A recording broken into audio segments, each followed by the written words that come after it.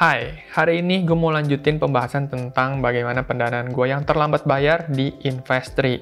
Nah, jadi seperti yang kalian lihat di sini cash in hand gue tinggal 90.000 aja karena gue udah tarik semua duit gue yang ada di sini. Terakhir gue tarik 3.300.000, itu udah sisa-sisa terakhir-terakhir tuh duitnya yang selesai dari active fundingnya. Terus sekarang sisa satu yang masih aktif, ini masih ada, ini berapa ya funding gue? 400.000? Harusnya sih 1 juta ya, mungkin dia udah bayar duluan kali. Nah, yang jadi pertanyaan yang ada di kolom komentar tuh banyak banget adalah gimana perkembangan dari yang gagal bayar. Bukan gagal bayar sih, terlambat bayar. Jadi di sini ada banyak banget. Kita bahas satu-satu aja. Yang pertama dari PT TAP. Ini udah 373 hari terlambat, udah sekitar 1 tahun.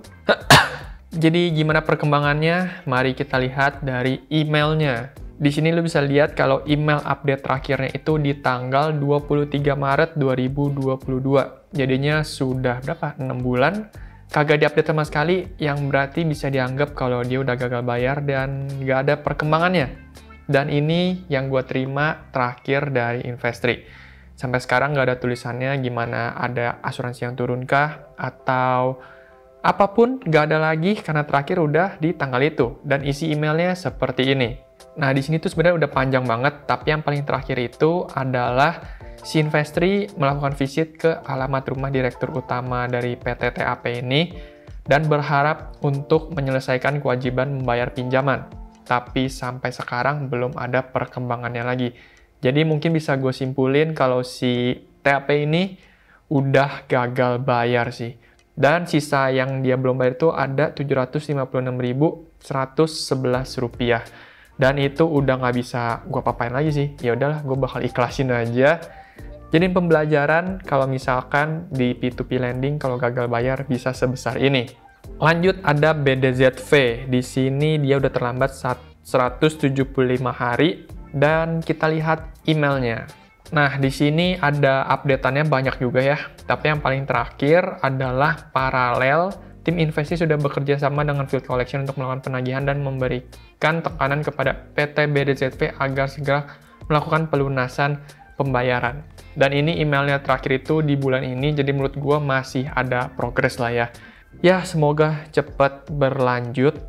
Tapi kalau misalkan enggak, gue nggak tahu apakah asuransi ini bakal turun atau enggak. Karena dari pengalaman si TAP, asuransinya nggak turun sama sekali. Atau bahkan dia nggak punya asuransi ya. Gue mesti cek sih, dia punya asuransi atau enggak.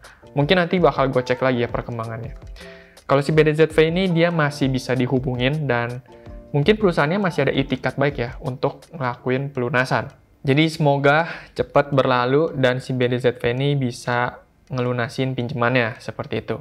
Lanjut ada GTRC, di sini udah 138 hari, cuma bedanya si GTRC ini dia udah ngelakuin partial payment, jadi harusnya ini 1 juta, cuma udah dicicil dan sekarang sisa 83.000 aja. Jadi menurut gua, kalaupun dia gagal bayar di 83.000, ya udahlah, gue bisa ikhlasin gitu.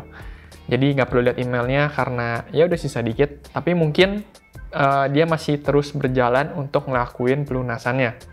Karena terlihat dari dia ngelakuin partial payment kayak gitu. Lanjut ada JSF, ini udah terlambat 138 hari dan masih 1 juta, prinsipalnya belum ada yang dibayar sama sekali. Kita lihat email terakhirnya. Nah, di sini juga lumayan panjang karena dia udah lumayan lama ya. Tapi intinya terakhir ini si tim Investree udah masih tetap rutin follow up dan meningkatkan strategi penagihan kepada borrower baik melalui telepon dan visit secara berkala ke kantor ataupun kediaman direksi dari si PT JSF ini. Jadi kayaknya sih untuk perusahaannya mungkin masih bekerja terus ya untuk ngelunasin pinjamannya. Cuma mungkin dari payernya atau kliennya masih belum bayar ke dia, kayak gitu. Jadi dia masih belum bisa ngelunasin. Semoga sih bisa cepat dilunasin ya. Atau seenggaknya asuransi ada yang turun. Tapi gue nggak tahu juga kalau asuransi ini seperti apa. Jadi ya gue berharap semoga bisa dilunasin aja sih. Seperti itu. Lanjut, yang masih fresh nih ya, yang masih baru-baru. Ada PT VEAC, ini 69 hari terlambat dan prinsipalnya masih 1 juta. Jadi kita lihat emailnya aja. Nah, karena ini masih baru, jadi masih sedikit lah ya laporannya. Dan terakhir, ini di minggu ini, di bulan November ini, dia katanya akan mengadakan pertemuan untuk membahas terkait progres pembayaran agar dapat segera melunasi tunggakan di Investri.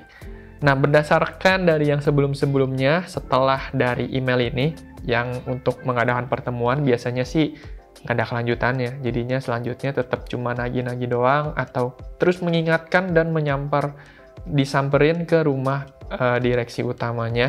Cuma ya nggak ada progres sih. Tapi ya semoga si VEAC ini berprogres ya, jadi bisa dilunasin.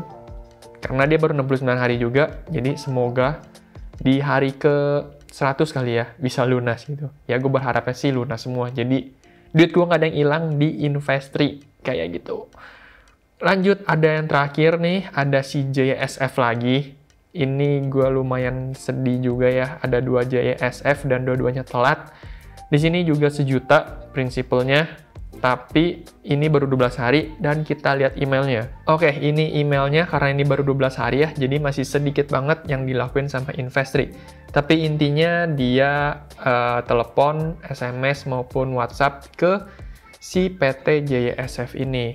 Ya, semoga aja dia bisa melunasinya ya, karena sama-sama JSF, jadi kalau yang satu telat, yang satunya pasti telat juga sih, karena duitnya ya lagi nggak berputar kan, jadi mau gimana pun juga, ya mereka pasti nggak punya duit. Jadi semoga klien-klien si JSF ini cepat melunasi ya tunggakan-tunggakannya, supaya si JSF juga bisa melunasi pinjamannya di Investri. Oke, jadi kesimpulannya gimana? Kesimpulannya sekarang semua pendanaan masih terlambat.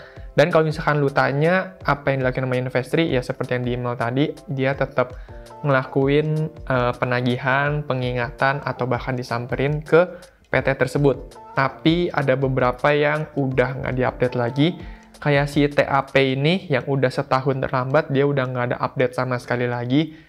Kayaknya sih udah dilupain dan ya udah. Itu asuransi juga kayaknya nggak bakal turun. Kalaupun turun, gue nggak tahu gimana cara regulasinya. Kayak gue perlu tanya ke CS ya sih. Mungkin nanti gue tanyain ke CS-nya gimana untuk asuransinya. Tapi kalau misalkan ada perkembangan, tapi kalau nggak ada perkembangan ya udah, berarti nggak ada asuransi yang turun. Kayak gitu. Jadi untuk kedepannya, gue nggak bakal taruh dulu untuk sementara. Jadi yang active funding ini mungkin nanti bakal gue tarik juga, dan gue nggak akan taruh di pinjaman lagi. Dan jadi sementara duit yang di sini gue pindahin ke akseleran, tapi nggak semuanya juga sih. Gue pindahin sebagian juga ke reksadana karena melihat dari skema ekonomi sekarang lagi naik turun juga ya. Jadinya gue nggak berani untuk taruh ke P2P terlalu banyak dulu. Jadi gue masukin ke reksadana dulu aja karena ya ngelihat ekonomi dulu. Kalau misalkan nanti udah membaik lagi, gue bakal taruh di P2P lagi. Tapi untuk yang konsumtif kayak si isi cash, gue masih taruh beberapa. Nggak banyak-banyak juga sih. Kalau untuk si asetku, gue lagi nggak taruh karena gue nggak kebagian jatah setiap harinya, jadinya ya udah gue nggak usah taruh apa-apa juga. Begitu. Jadi untuk kesimpulannya, kalau yang masih pakai Investri, harus apa ya, rajin-rajin pilih lah. Pilih-pilih yang masih apa ya, yang grade-nya paling bagus dan dia nggak punya histori gagal bayar. Tapi kalau lu masih mau pinjemin P2P yang produktif, menurut gue lu boleh cobain untuk si Coinworks yang tipenya grade S. Itu udah gua review kemarin, bisa klik di sini atau di sini ya. Nah, itu gua udah bikinin videonya, lu coba lihat aja. Karena resikonya lebih rendah, tapi emang returnnya juga lebih rendah sih, sekitar 10%-an. Cuma oke lah untuk P2P masa sekarang. Jadi segitu aja buat video kali ini. Kalau lu mau nanya lagi, boleh banget tulis di kolom komentar bawah, nanti gua jawabin lagi. Bisa gua jawab di komen, atau nanti gua buatin video lagi seperti ini. Tapi mungkin kalau udah ada perkembangan lagi baru gue buatin. Cuma kalau nggak ada perkembangan ya nanti gue balas di kolom komentar aja. Kayak gitu. Jadi sekian buat video kali ini. Thank you buat nonton. Sampai jumpa di video selanjutnya. Bye-bye. See you.